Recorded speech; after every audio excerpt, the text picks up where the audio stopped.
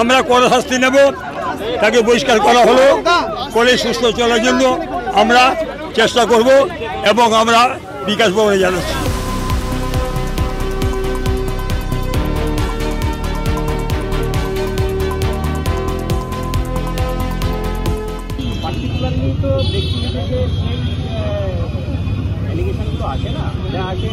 না না না, ভুল করছেন।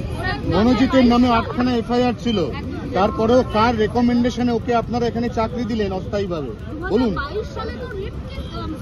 অন্যান্য অনেক টিভি চ্যানেল অনেক আগেই থেকেই দেখাচ্ছে কার রেকমেন্ডেশনে হয়েছে, কি ব্যাপার, এগুলো তো দেখাচ্ছে।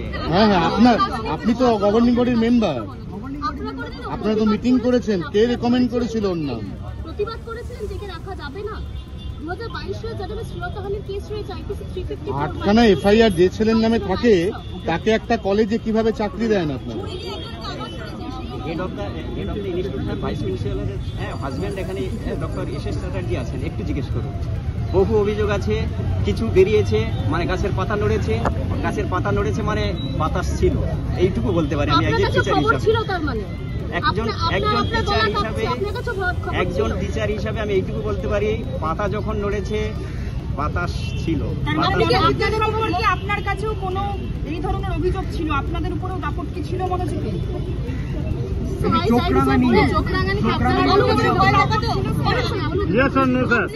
বলার কিন্তু এই সময়। এবং একজন নতুন নিউ অ্যাডমিশন স্টুডেন্ট থেকে শুরু করে একজন সিনিয়র টিচার পর্যন্ত সব ক্ষেত্রেই ছিল। এবং শুধু মনোজিৎ নয়, ইন্টারনাল যারা মেম্বাররা আছে তাদেরও, টিভি মেম্বার খুব প্রভাবশালী, তাদেরও ছিল। কিন্তু সেটা এখন জেলে, তার মানে কেসের মেরিট কি আছে সেই অনুযায়ী তার যা সাজা দেয় তারা দেবে। কিন্তু আমরা আমাদের গভর্নিং বডির সিদ্ধান্ত অনুযায়ী তার চরম শাস্তির দাবি করছি। আপনার কি মনে করছে সময়ের যে বিষয়টা, তখন কি ভয়ের পরিবেশ তৈরি করেছিল মনোজিৎ এই ক্যাম্পাসের মধ্যে? ভয়ের পরিবেশ তো থাকেই। একটা ঘটনা ঘটে গেছে এত বড়, তার আগে ছোট ঘটনা ঘটেনি এমনটা হতে পারে? মানে আমি আমার তার নেপথ্যে মনোজিৎ, মানে আমার একদম রিয়েলাইজেশন থেকে বলছি যে ছোট ঘটনা এর আগে ঘটেনি, একেবারে দুম করে বড় ঘটনা, এটা তো এইরকম কোনো ইকুয়েশন থাকে না।